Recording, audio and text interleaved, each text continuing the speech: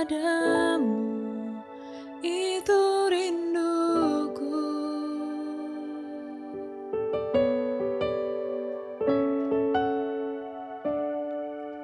Setiap kataku kau pun menunggu. Tak kusangka ku temukan satu kasih yang abadi. Kini ku datang dan ku bawa hidupku,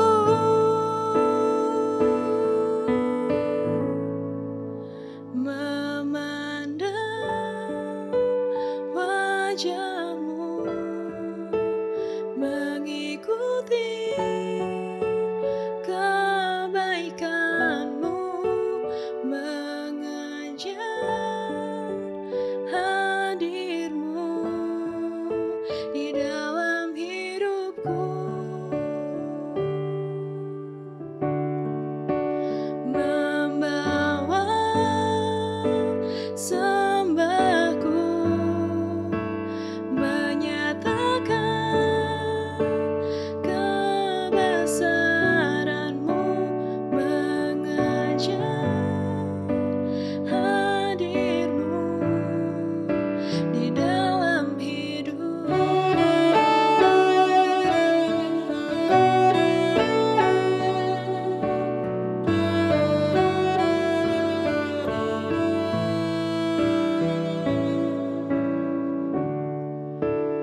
Dekat padamu, itu rinduku.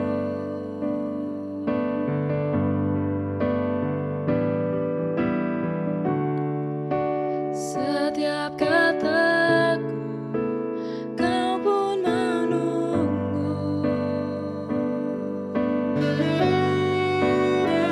Tak kusangka ku temukan satu kasih yang abadi. Kini ku datang dan ku bawa hidupku,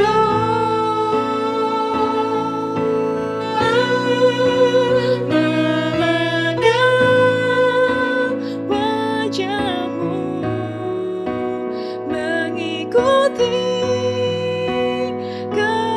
kebaikanmu, mengejar hadirmu di dalam hidupku, membawa sembahku, menyatakan kebesaranmu,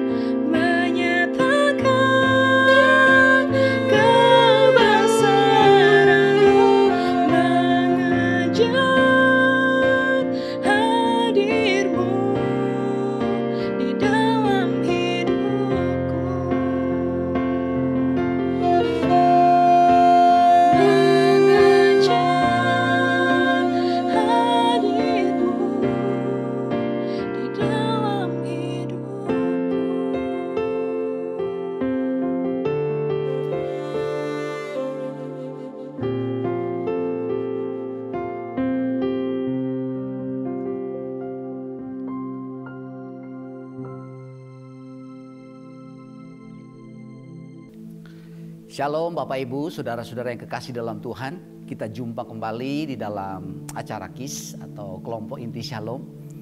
Kita ada di bulan kedua tahun 2021 dan sukacita besar dan rasa syukur yang tidak bisa kita ungkapkan karena Tuhan terus menunjukkan dan membuktikan kebaikan Tuhan.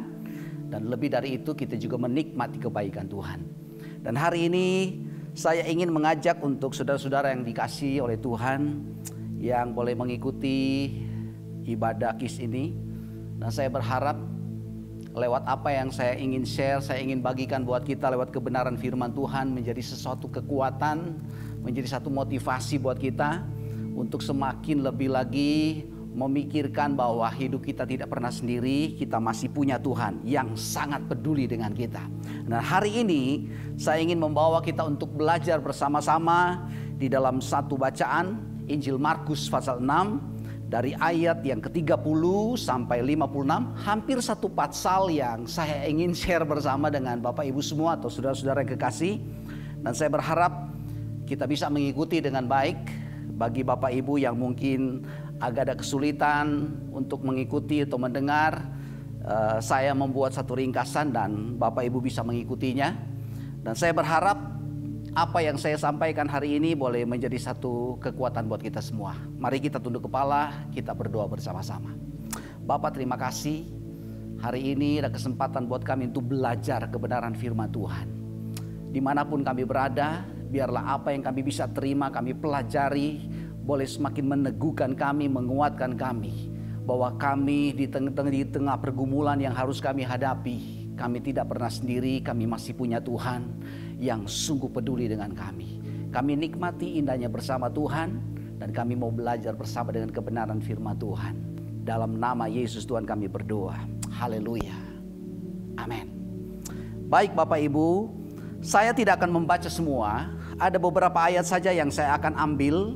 Yang kita akan pelajari itu adalah ada di Injil Markus pasal 6 ayat 30 sampai 56. Dan untuk mempersingkat waktu saja, saya hanya ambil beberapa ayat untuk kita baca bersama-sama. Di Injil Markus pasal 6 ini, saya ambil satu ayat dulu yang saya baca di ayat 34. Ketika Yesus mendarat, ia melihat sejumlah besar orang banyak, maka tergeraklah hatinya oleh belas kasihan kepada mereka. Karena mereka seperti domba yang tidak mempunyai gembala. Lalu mulailah ia mengajarkan banyak hal kepada mereka. Saya loncat di satu ayat lagi, ayat 37. Kamu harus memberi mereka makan, kata mereka kepadanya. Jadi haruskah kami membeli roti seharga 200 dinar untuk memberi mereka makan? Saya loncat ayat 42 dan 43. Dan mereka semuanya makan sampai kenyang. Kemudian orang mengumpulkan potongan-potongan roti 12 bakul penuh selain daripada sisa-sisa ikan itu. Ada satu ayat lagi yang saya ingin ambil. Ada di ayat 48. Ketika ia melihat betapa payahnya mereka mendayung karena angin sakal, maka kira-kira jam 3 malam ia datang kepada mereka berjalan di atas air. Dan ia hendak melewati mereka. Terakhir, saya ambil di ayat 55. Maka berlari-larilah mereka ke seluruh daerah itu dan mulai mengusung orang-orang sakit di atas tilamnya kepada Yesus di mana saja kabarnya ia berada. Ya, saya mencomot atau mengambil beberapa ayat karena saya ingin mengupas dari ayat 30 sampai ayat 56. Yang walaupun mungkin tidak semua ayat kita singgung, tapi lewat apa yang saya ingin share dan ingin saya sampaikan, ada 5 hal penting yang saya temukan dari apa yang saya baca dari Markus pasal 6 ini ayat 30 sampai 56. Kalau mungkin kita lebih jeli untuk membuat satu ringkas satu khotbah lagi, mungkin di beberapa perikop yang kita baca ini kita akan temukan khotbah-khotbah lagi yang lain. Tapi saya berusaha untuk menggabungkan dulu hal ini untuk saya temukan sesuai dengan apa yang saya ingin sampaikan. Satu tema yang menarik yang saya ingin bagikan buat kita adalah hati yang peduli. Saya ulangi kembali, hati yang peduli. Bapak Ibu yang kekasih dalam Tuhan, apa yang saya baca dari ayat 30 sampai 56 itu mengungkapkan dan membuka pemikiran saya untuk melihat apa yang Yesus lakukan atau apa yang dialami oleh orang-orang banyak atau murid-murid Yesus. Ternyata ya, mereka betul-betul mengalami apa yang namanya kepedulian. Di satu sisi ya, mungkin kita akan berpikir ya, keberadaan hidup orang di zaman sekarang ini, apalagi kita sekarang ini lagi berjuang untuk bisa mengatasi yang namanya COVID-19. Kalau mungkin mau jujur, banyak orang sekarang ini berusaha untuk menjaga diri, ya, bukan saja menjaga diri, tetapi bagaimana untuk menghindar. Kalau bisa, ya berusaha semaksimal mungkin, tidak penting-penting amat untuk tidak ketemu orang. Dan mungkin secara kasarnya ada begitu banyak orang yang mungkin dia hanya memikirkan bagaimana supaya hidupnya itu terhindar yang namanya terpapar dengan COVID-19. Tinggal sendiri. Ada yang mungkin sempat saya dengar tidak mau keluar rumah. Ya. Dan mungkin sampai berpikir ya bagaimana mau peduli dengan orang lain. Ya. Untuk memikirkan diri sendiri aja sudah penuh dengan kesulitan. Tapi hari ini ya, di tengah apapun yang kita hadapi, kita belajar bahwa ada satu pribadi yang betul-betul punya hati yang peduli. Dia adalah Yesus. Dan di Markus pasal 6 ini saya berharap kita akan ikuti ada 5 hal. Ya, saya berusaha untuk tidak panjang untuk menguraikan ini. Ya. Coba kita lihat. Poin pertama, hati yang peduli yang betul-betul bukan hanya dimiliki oleh Yesus, tapi Yesus mau supaya setiap orang yang percaya juga punya itu. Tapi di dalam apa yang kita pelajari hari ini, saya mau ambil tokoh ini, pribadi Yesus, untuk bisa mengungkapkan bahwa ternyata sampai hari ini kepedulian itu tetap kita rasakan. Dari contoh-contoh yang kita akan lihat, bagaimana di Markus pasal 6 ada satu hal yang menarik yang Yesus buktikan tentang kepeduliannya, hati yang peduli itu. Yang pertama, kalau kita baca, ya, ada banyak orang yang ternyata tuh tidak cukup sekedar dengar, tapi sudah ada yang melihat bahwa Yesus telah berkeliling kemana-mana mengadakan mujizat bersama murid-muridnya. Dan ini menjadi alasan orang-orang itu tidak cukup sekedar dengar, tidak sekedar untuk tahu, tapi mereka mau datang. Bukan sekedar juga untuk melihat, tetapi mereka mau supaya mereka boleh mengalami sendiri apa yang sudah sempat mereka dengar dan mereka lihat. Ada mujizat Tuhan. Dari apa yang saya baca ini, sebenarnya poin pertama yang saya dapat, yang saya temukan di sini adalah apa? Bagaimana Yesus membuktikan dan menunjukkan kepedulian akan kerinduan orang banyak. Kepedulian akan kerinduan yang mungkin sampai hari ini juga, kalau kita ambil pada contoh diri kita sendiri, kerinduan kita untuk selalu dekat dengan Tuhan, indahnya bersama dengan Tuhan. Ada begitu banyak orang berpikir, sampai kapan ini harus seperti ini? Dari contoh ini saya mau beritahu, Yesus masih peduli dengan kita. Kalau Yesus peduli dengan orang banyak yang bersusah-susah berjuang hanya untuk membuktikan ini kerinduan kami. Tidak hanya sekedar dengar, tapi kami ingin bertemu langsung. Kami ingin menyaksikan secara langsung, melihat dan mengalami sendiri apa itu mujizat Tuhan. Apa itu kekuatan rohani yang sesungguhnya. Sebenarnya kalau kita sedikit baca dari ayat 30, ada hal yang menarik yang sebenarnya bagi saya, kalau secara manusiawi Yesus bisa saja untuk tidak mau layani mereka. Kenapa? Saya baca beberapa ayat saja. Dari ayat 30. Kemudian rasul-rasul itu kembali berkumpul dengan Yesus dan memberitahukan kepadanya semua yang mereka kerjakan dan ajarkan. Lalu ia berkata kepada mereka, marilah ke tempat yang sunyi supaya kita sendirian dan beristirahatlah seketika. Sebab memang begitu banyaknya orang datang dan yang pergi, sehingga makan pun mereka tidak sempat. Maka berangkatlah mereka untuk mengasingkan diri, lalu dengan perahu ke tempat yang sunyi. Tetapi pada waktu mereka bertolak, banyak orang melihat mereka dan mengetahui tujuan mereka. Dengan mengambil jalan darat, segeralah datang orang-orang dari semua kota ke tempat itu sehingga mendahului mereka. Sebenarnya ada satu tujuan. Yesus punya alasan untuk tidak membuktikan atau tidak menunjukkan namanya kepedulian itu. Karena dia dalam kelelahan bersama murid-muridnya. Mereka baru saja menyelesaikan pelayanan yang begitu luar biasa. Sifat manusia Yesus itu betul-betul dibuktikan bahwa saya lelah, saya capek. Kondisi yang betul-betul butuh istirahat. Dan pada waktu Yesus sampaikan itu kepada murid-murid, saya yakin murid-murid juga senang mendengar itu. Mereka juga lelah. Tapi ternyata apa yang sedang mereka pikirkan, apa yang sedang mereka kerjakan untuk pergi ke satu tempat yang sedikit lebih sunyi, untuk tidak ada orang banyak berkumpul, ternyata ada orang banyak yang melihat. Dan saya tidak tahu informasi dari mana, dari berbagai kota datang ke tempat itu.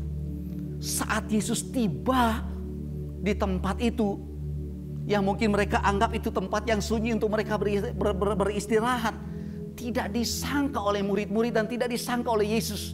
Orang banyak sudah berkumpul menunggu. Itu yang saya katakan.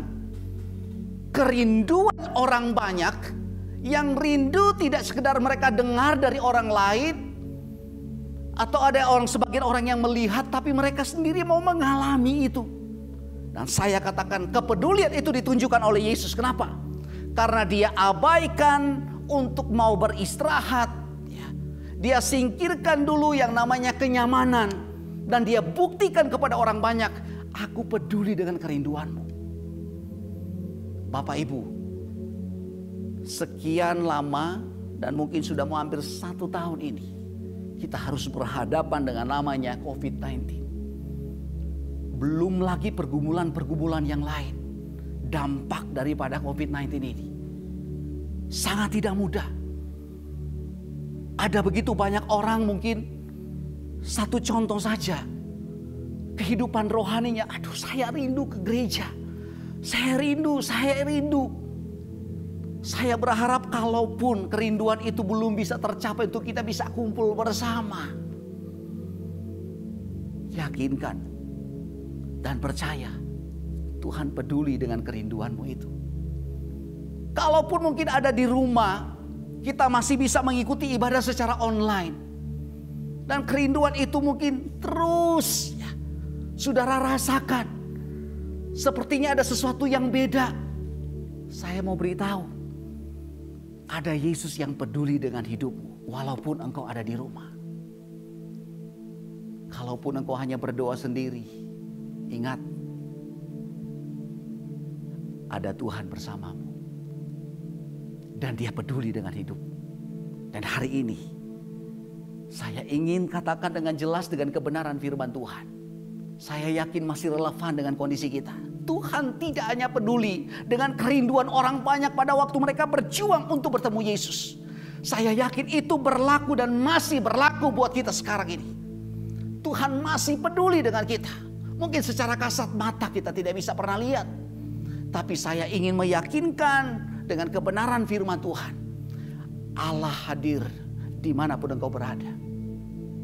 Dengan kerinduan yang sangat mendalam. Yang saya lihat lagi di ayat 34. Ini poin kedua. Tuhan membuktikan hatinya yang peduli dengan kondisi-kondisi kita. Nah, ayat 34 memberitahu, ketika Yesus mendarat, ia melihat sejumlah besar orang banyak. Maka tergeraklah hatinya oleh belas kasihan kepada mereka. Karena mereka seperti domba yang tidak mempunyai gembala. Kondisi ini yang betul-betul membuat hati Yesus tergerak. Hati Yesus penuh dengan belas kasihan. Tidak hanya dia peduli dengan perjuangan atau kerinduan orang banyak yang tidak sekedar dengar tapi ingin bertemu secara langsung. Tapi saat dia melihat, wow, mereka tidak cukup sekedar kerinduan yang ada, tapi kondisi mereka itu memprihatinkan. Keadaan mereka itu sangat memprihatinkan. Alkitab memberitahu seperti domba yang tidak bergembala. Betul-betul kocar kacir, saudara. Kondisi yang memprihatinkan. Mereka membutuhkan ada perawatan, membutuhkan ada kasih sayang, ada kepedulian. Dan itu dibuktikan dan dilakukan oleh Yesus. Saya tidak tahu kondisi-kondisi gereja sekarang ini. Tapi kita bersyukur masih ada gereja-gereja yang kita dengar, termasuk gereja kita sendiri, yang masih membuktikan bahwa kita peduli dengan kondisi-kondisi, keadaan-keadaan atau jemaat atau orang-orang yang di sekitar kita juga yang betul-betul memprihatinkan. Kenapa memprihatinkan? Karena dari satu sisi mereka rindu, mereka haus akan kebenaran-kebenaran firman Tuhan. Dan siapa lagi yang akan memberitahukan hal itu? Mereka tahu Yesus jawaban buat mereka. Dan hari ini, dimanapun kita berada, saya ingin diyakinkan buat kita semua, tetap semangat, jangan kendor. Karena keadaan, kondisi apapun kita, lepas dari keadaan-keadaan yang mungkin begitu banyak orang harus menghadapinya, saya ingin tegaskan, ada Yesus yang peduli dengan hidup saudara. Ada Yesus yang peduli dengan kondisi kita yang sangat memprihatinkan. Kalaupun ada yang tidak bisa terjamah, ada yang tidak bisa mungkin terkontrol, ya. Saya harus katakan sekali lagi, manusia penuh dengan keterbatasan. Tapi ada Tuhan, ada Yesus yang tidak hanya peduli dengan kondisi orang banyak yang dicontohkan dalam Markus pasal 6 ini, tapi dia masih peduli dengan kondisi-kondisi yang memprihatinkan buat kita sampai hari ini. Poin yang ketiga yang saya dapatkan, kalau Bapak Ibu perhatikan dari ayat 34b sampai ayat 35. Ini hal yang menarik, saudara. 35 sampai 44. Ya, 34b sampai 44. Ya, saya berharap kita ikuti bersama-sama. Di ayat 34b dia katakan begini, lalu mulailah ia mengajarkan banyak hal kepada mereka. Ini adalah apa? Sesuatu yang memang dibutuhkan oleh orang-orang yang dalam kondisi yang memprihatinkan. Seperti domba yang tidak bergembala. Poin ketiga yang saya tegaskan ini adalah kebutuhan. Tuhan peduli tidak hanya dengan kerinduan, tidak hanya peduli dengan kondisi atau keadaan kita yang memprihatinkan, tapi Tuhan peduli juga dengan kebutuhan kita. Nah, di ayat 34b sampai 44 ada kebutuhan yang luar biasa yang ternyata Yesus memperhatikan itu. Walaupun mungkin itu tidak ada di bayang-bayang kepala murid-muridnya. Itu sebabnya saat pada waktu Yesus menyuruh murid-muridnya untuk memberi mereka makan, murid-murid Yesus kaget, saudara. Tapi yang saya temukan di sini ada dua kebutuhan penting yang Tuhan buktikan bahwa Tuhan peduli dengan mereka. Yang pertama adalah kebutuhan rohani. Itu dari ayat 34b. Mulailah Yesus mengajar, mulailah Yesus memberitahukan hal-hal yang memang belum banyak mereka tahu. Ada banyak hal yang Tuhan sampaikan. Untuk apa? Supaya mereka betul-betul merasakan bahwa di dalam Tuhan itu pasti ada jalan keluar. Di dalam Tuhan itu pasti ada kekuatan. Saya tidak tahu berapa lama durasi yang Tuhan pakai untuk ngajar mereka. Sebenarnya kalau kita baca di Injil yang lain, tidak hanya ngajar, di situ juga Tuhan menyembuhkan orang yang sakit. Tapi nanti kita bahas di poin terakhir. Tapi yang saya lihat kebutuhan rohani ternyata Tuhan pedulikan untuk mereka. Kita bersyukur Bapak Ibu. Di tengah kondisi ya kita bersyukur, gereja-gereja masih diberi kesempatan untuk buka yang walaupun dibatasi dan memang harus dibatasi. Berterima kasih. Gereja-gereja masih menunjukkan bahwa kita peduli dengan kehidupan rohani jemaat Tuhan. Kalaupun mungkin ada gereja yang tidak harus ada tatap muka, mereka tetap terus bikin ibadah tapi secara virtual, secara online. Yang saya ingin katakan, disitulah bentuk kepedulian. Tapi dari satu sisi yang saya temukan, lebih dari itu ada satu pribadi yang lebih peduli dengan kita. Namanya Yesus. Dia sangat peduli dengan rohani kita. Itu sebabnya saya berharap tidak hanya sekedar mungkin Bapak Ibu hanya ikuti ibadah secara virtual, secara online satu kali. Ada kesempatan untuk kita baca firman, ada kesempatan untuk kita bisa belajar firman, kita kesempatan untuk berdoa. Ambil waktu sebaik mungkin itu. Karena saya yakin Tuhan membuktikan kepedulian untuk kehidupan rohani. Ada banyak orang mulai mengeluh, kalau begini-begini terus Pak, wah rohani bisa betul-betul mati. Ya kalau kita sendiri tidak bertindak, sebenarnya Tuhan menyediakan berkat-berkat rohani buat kita. Kita punya firman, kita punya Alkitab, kita baca. Kita bisa dengar khotbah-khotbah yang lain. Kenapa kita tidak lakukan hal itu? Kalau ada kesempatan-kesempatan dan tidak mau ambil kesempatan itu untuk menguatkan rohani kita, saya harus katakan sekali lagi. Ini menjadi satu pertanyaan besar. Lama-lama rohanimu kering. Kalau mau rohanimu terus bertumbuh, walaupun dalam kondisi seperti ini, ambil kesempatan waktu-waktu tertentu untuk selalu datang kepada Tuhan. Tuhan peduli dengan rohanimu. Kepedulian Tuhan dalam soal kebutuhan tidak hanya rohani saja. Tapi kalau kita baca di ayat 35 sampai 44, Tuhan membuktikan kepedulian kita itu dalam soal kebutuhan jasmani. Selesai Yesus mengajar, selesai Yesus memberi kebenaran-kebenaran firman Tuhan kepada orang banyak, Dia tidak langsung menyuruh orang banyak itu pulang. Malah Dia panggil muridnya dan Dia kasih tahu, kamu harus memberi mereka makan. Saya baca ayat ini, ayat 37. 36 dulu kita baca supaya sambung. Suruhlah mereka pergi supaya mereka dapat membeli makanan di desa-desa dan di kampung-kampung di sekitar ini. Ini pemikiran murid-murid yang tidak ada hati belas kasihan sedikit pun.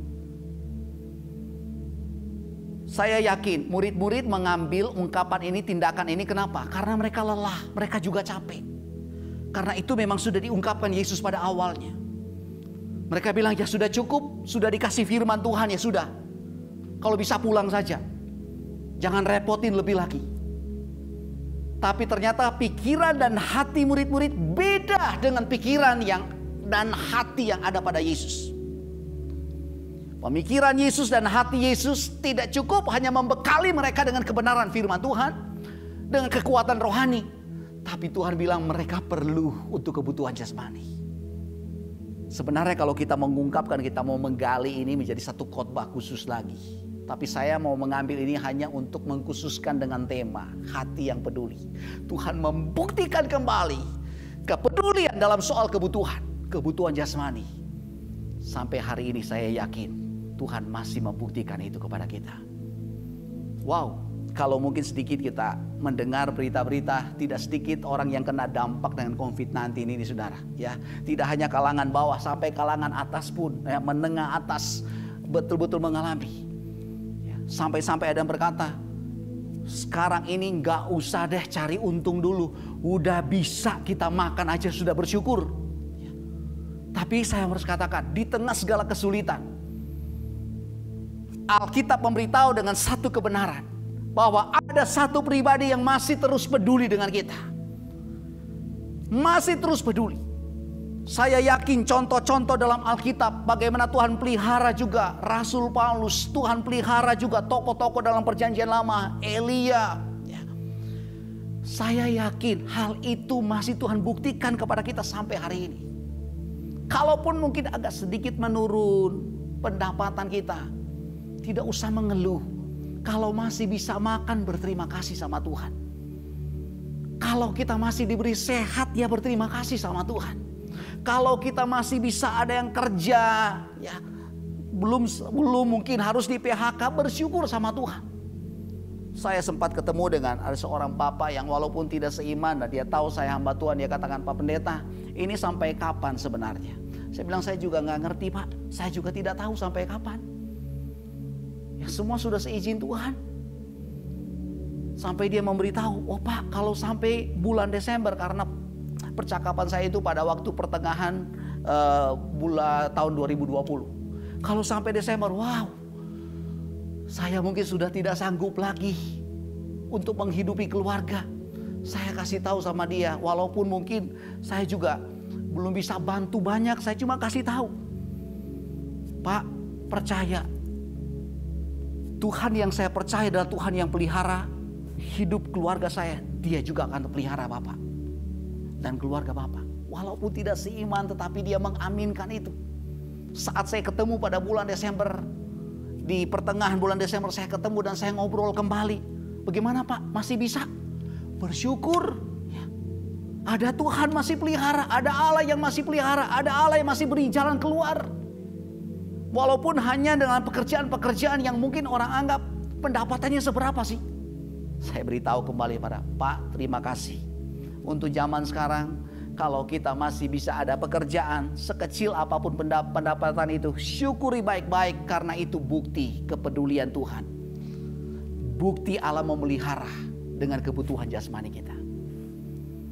Ya, saya berharap bagi Bapak Ibu semua, saudara-saudara yang kekasih, mau anak muda ya, atau orang-orang yang sudah usia, yang mungkin harus mengalami dampak, kadang-kadang berpikir, bagaimana sih sebenarnya kebutuhan kita. Saya sungguh diberkati dengan satu khotbah. Jangan khawatir dengan kesusahanmu. Kesusahan hari ini ya udah untuk hari ini, esok beda lagi. Ada banyak orang kadang-kadang memikirkan kesusahan itu untuk 1 bulan, untuk 1 tahun ke depan. Ngapain dipikirin? Kalau hari ini Tuhan pelihara, yakinkan besok juga Tuhan punya cara bagaimana kita betul-betul dipelihara Tuhan dengan kepedulian Tuhan. Ini yang saya dapatkan, yang saya temukan dari ayat yang ke-34b sampai 44. Tuhan peduli dengan kebutuhan kita. Yang berikutnya, kalau Bapak Ibu perhatikan, hal yang sangat menarik yang saya jumpa, yang saya ketemukan di sini, ya, betapa luar biasanya Tuhan kita. Tuhan membuktikan kepada kita semua betapa indahnya hidup bersama dengan Tuhan. Karena Tuhan masih membuktikan kepada kita kepedulian yang sangat luar biasa. Di ayat yang ke-45 sampai 52 itu bicara tentang perikop Yesus berjalan di atas air. Ya, kalau tidak salah, coba kita perhatikan sama-sama.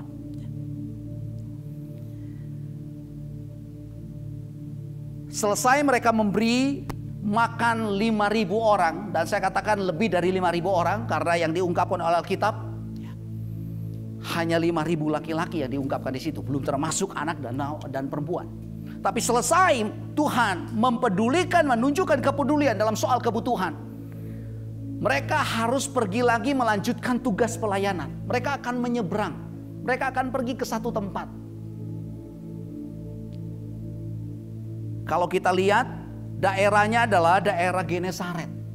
Tapi ternyata sebelum mereka sampai ke satu tempat di mana mereka harus menyeberang untuk terus melanjutkan tugas pelayanan, Tuhan katakan, atau Yesus katakan kepada murid-muridnya, "Kamu duluan, berangkat duluan. Saya masih ada tugas. Saya kembali lagi." Istirahat yang sebenarnya dibutuhkan oleh Yesus dan teman-teman atau murid-muridnya itu diabaikan. Sekarang mereka harus melanjutkan tugas. Selesai, Yesus belum ikut bersama dengan murid-muridnya. Dia naik ke bukit dengan tugas tanggung jawab yang paling penting adalah berdoa. Murid-muridnya dia suruh pergi duluan untuk sampai ke Genesaret. Cerita yang menarik di sini lagi. Ini poin keempat yang saya bawa kepada kita semua. Saat mereka atau murid-murid mulai berlabuh keluar dari bibir pantai, ternyata sekitar 2 atau 3 mil dari bibir pantai Kalau mungkin diukur secara kilometer sekitar 5 atau 6 kilometer dari bibir pantai. Mereka mengalami yang tidak pernah mereka sangka, badai atau angin sakal. Mereka berjuang bagaimana mereka harus sampai ke seberang di mana mereka harus tuju. Saya yakin murid-murid dan manusia biasa. Tidak ada guru, tidak ada Yesus bersama dengan mereka. Sampai ada yang bertanya kepada saya pada saat saya khotbah secara khusus di dalam ayat 45 ini sampai 52. Pak, apakah Yesus tahu enggak bahwa mereka akan mengalami masalah? Saya katakan Tuhan Yesus tahu. Kenapa Yesus menyuruh? Saya bilang di balik semua itu ada cara Tuhan, ada proses Tuhan, ada tujuan Allah untuk melakukan itu. Dan hari ini pada waktu kita mempelajari bersama-sama bagaimana murid-muridnya sudah lebih mendahului mereka pergi ke seberang. Tiba-tiba angin sakal datang, ada badai. Itu menjadi pergumulan tersendiri. Yesus sedang berdoa di bukit. Secara kasat mata ya Yesus sudah tidak bisa melihat lagi. Tapi saya yakin Tuhan tahu dengan apa yang sedang mereka hadapi. Walaupun mungkin orang berkata Yesus datang terlambat, tidak terlambat. Tuhan harus izinkan mereka juga harus berjuang dulu dengan pergumulan itu. Yang saya ingin jadikan sebagai poin berikutnya buat kita adalah kepedulian Yesus atau hati yang peduli ini diungkapkan, dibuktikan oleh Yesus peduli dengan pergumulan kita. Murid-murid sedang mengalami pergumulan. Kalau memang harus Tuhan izinkan, ya memang harus kita hadapi. Tapi percaya tidak pernah kita sendiri menghadapinya. Bapak Ibu, memasuki tahun 2021 belum juga selesai untuk kita berhadapan dengan virus COVID-19 ini atau virus corona. Betul-betul mengagetkan. Beberapa daerah kita dengar mengalami bencana alam. Ada yang kena dengan banjir, tanah longsor atau air bandang yang datang dengan derasnya luar biasa. Sampai berita yang kita dengar itu sungguh menakutkan. Yang tidak pernah mereka tahu bahwa akan terjadi seperti itu. Wow, mereka harus alami. Di tengah pergumulan yang kita hadapi, saya harus beritahu. Mungkin kita merasa takut, mungkin kita merasa Tuhan kenapa harus seperti ini. Saya harus yakinkan dengan kebenaran firman Tuhan. Kalau itu memang Tuhan luaskan. Tuhan sedang proses kita, tapi lebih dari proses Tuhan, Tuhan membuktikan aku peduli dengan pergumulanmu. Saat murid-murid sedang berjuang untuk keluar dari badai, dari angin sakal, untuk bisa mengalami jalan keluar terbaik, mereka tidak menyangka Yesus datang kira-kira jam 3 subuh. Nyampe di tempat itu yang membuat mereka kaget, siapa itu? Saya mungkin sedikit tambahkan. Saya yakin Tuhan sengaja izinkan ada pergumulan, ada masalah mereka hadapi di tengah perjalanan, di tengah danau itu. Karena apa? Ternyata selama mereka ikut Yesus, mereka itu hanya sekedar mengenali secara kulitnya saja. Yang mereka sebut sebagai guru. Padahal mereka sudah lihat mujizat. Pada waktu, satu contoh saja, pada waktu Yesus kasih makan 5.000 orang, menyembuhkan orang sakit, sebenarnya sudah ada bukti di situ. Bahwa mereka ada bersama dengan Tuhan yang punya segala kuasa. Tapi ternyata tidak membuka pikiran mereka. Dan Tuhan harus izinkan ada masalah, ada badai. Dan Tuhan harus buktikan di tengah-tengah mereka. Mereka mengalami sendiri dan Tuhan katakan, nih, aku bisa selesaikan masalah itu. Kita bersyukur. Di tengah Tuhan sedang sibuk berdoa, Tuhan kembali lagi membuktikan, aku peduli dengan masalahmu. Aku peduli dengan pergumulanmu. Apa yang sedang kita hadapi? Kalau kita harus mungkin kehilangan anggota keluarga, kalaupun mungkin kita harus kehilangan pekerjaan, kalau mungkin juga secara ekonomi pendapatan kita menurun, atau ada hal-hal yang lain, ingat, jangan sampai kita mundur. Percayakan itu pada Tuhan. Tuhan peduli dengan kebutuhanmu. Ya. Saya ingat dengan pujian, kata-katanya yang luar biasa. Ku tahu Bapa peliharaku, ku tahu Bapa peliharaku. Saya yakin di tengah badai apapun, Tuhan membuktikan Allah tetap pelihara kita. Ya, di tengah pergumulan. Yang terakhir, ya, Sebelum saya loncat poin terakhir, saya baca doa ayat 52. Sebab sesudah peristiwa roti itu mereka belum juga mengerti dan hati mereka tetap degil. Saya sudah sebutkan tadi. Setelah Tuhan mengadakan mujizat kasih makan 5.000 orang lebih, ternyata mereka masih degil hatinya. Mereka belum mempercayai penuh. Tuhan izinkan ada masalah pada saat mereka menyeberang. Dan di situ mereka mengakui siapa Tuhan yang sesungguhnya. Siapa Yesus sesungguhnya. Bukan sekedar dia dikenal sebagai guru mereka, tapi mereka menyebut engkau adalah anak Allah, engkau adalah Tuhan.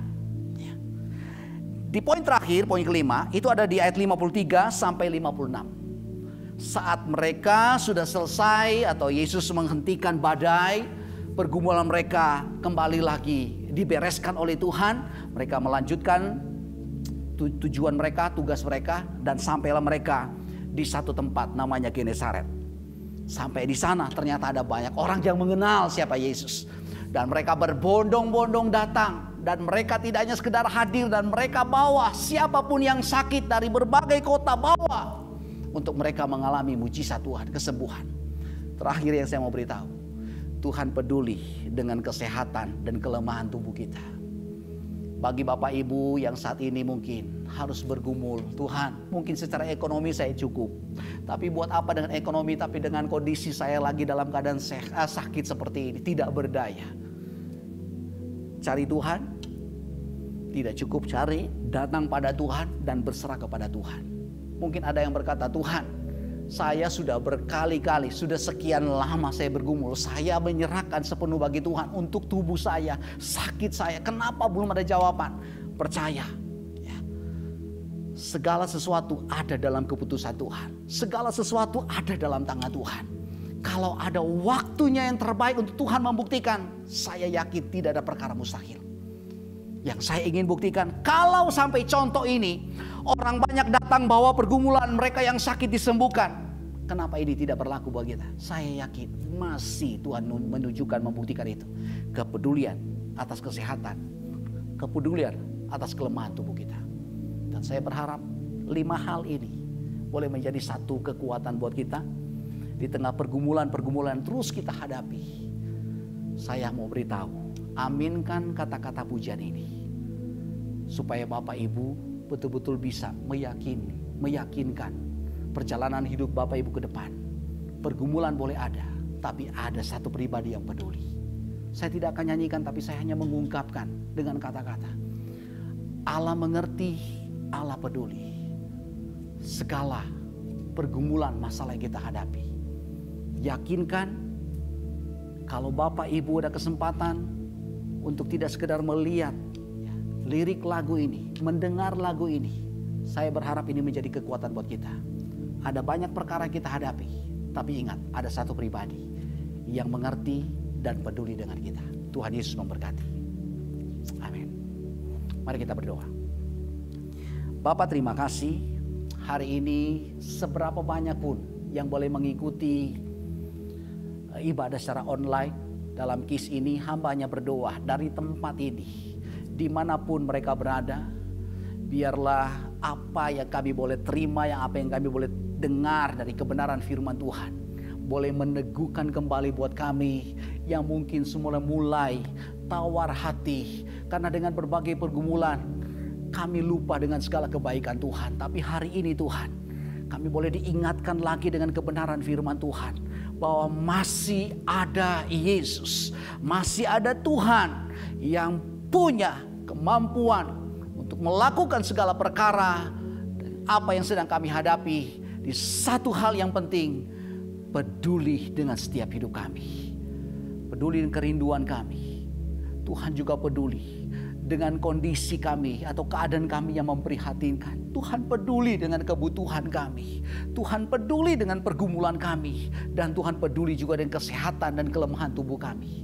Siapapun mereka di rumah, ada yang saat ini mungkin berdoa untuk kebutuhan jasmani mereka, untuk kesehatan mereka, atau hal-hal yang lain.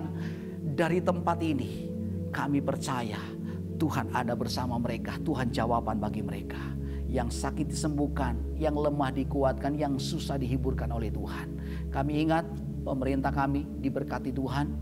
Kami percaya dari Bapak Presiden, Wakil, semua aparat dari TNI, Polri, sampai yang terdekat dengan kami diberkati dalam nama Yesus. Segala usaha yang sedang dikerjakan untuk boleh memerangi akan virus corona itu atau COVID-19 ini, Tuhan kami berdoa biarlah semuanya boleh terselesaikan dengan baik, tidak hanya Indonesia tapi seluruh negara.